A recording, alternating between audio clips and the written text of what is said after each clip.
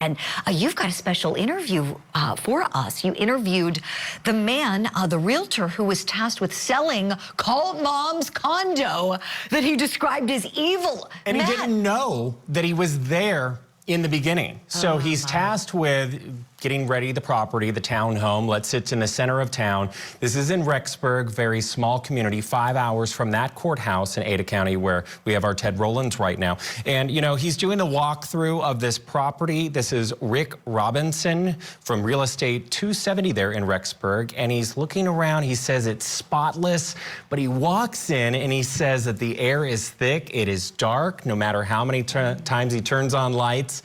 And then he told me this. Yeah, I remember walking into that place and just this overwhelming, just thick, nasty, dark feeling just hit me. It was the weirdest thing I've ever experienced, and I'll never forget it. There was just something in that place that, I mean, just right now talking about it literally gives me the chills. I don't know what it was, but there was something dark in that place. And I can't describe it any way other than just like a very evil feeling. He said that he's never felt that before. He said that he wouldn't go back there alone after that.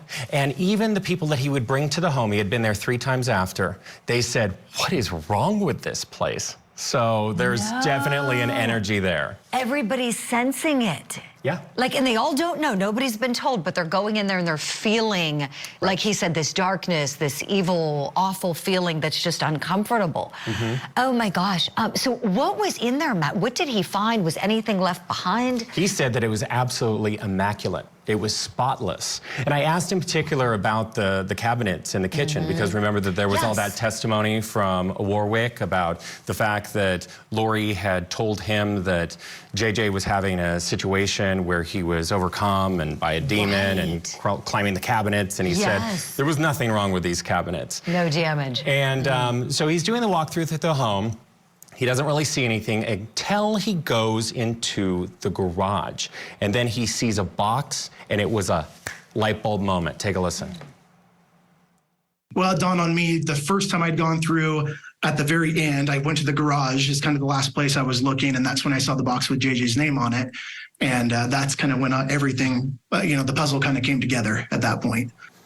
And so then he texts his wife this, and he goes, I think I'm in the townhome, and I'm selling is Lori's townhome. So it's like the light bulb moment, and she's like, oh my gosh.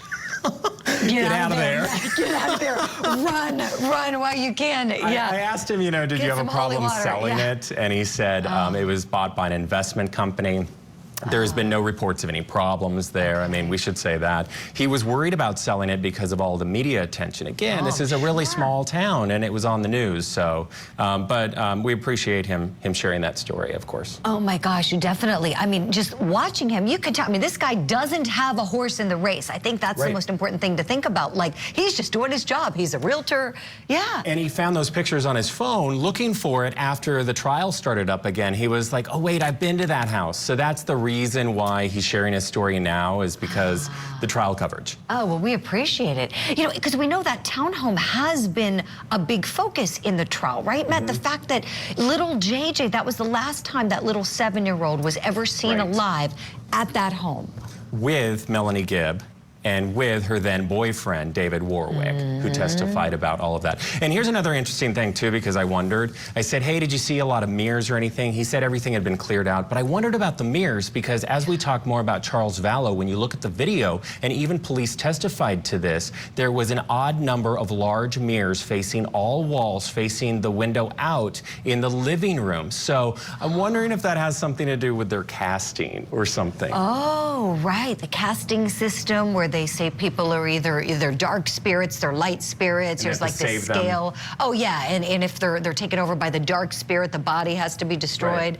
I don't know, it's just a thought I had. No, it's a really great thought. Well, and you know, I'm obsessed with the idea like that these people, like she had portals you know, in her house, apparently, like in the closet or something. I mean, just... Or under the bed. Oh, my. That's how they could communicate. Oh, so. my. Oh, my. Well, tell that nice realtor, Rick Robinson, yeah, if he goes back there, watch out for the portals.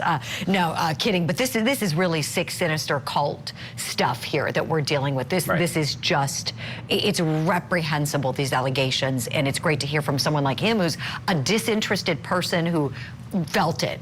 And the community is watching there in Rexburg. I mean, they have that overflow area over at Madison County Courthouse. Oh, that's right, Matt. And he and a lot of other folks that I talk to on a regular basis, they're in Rexburg. They're watching, and they're hoping for justice for the family. Oh, definitely. Everybody wants the best for those kids and Tammy Daybell in terms of justice. Matt Johnson, thank you so much for all of that. We'll see you later.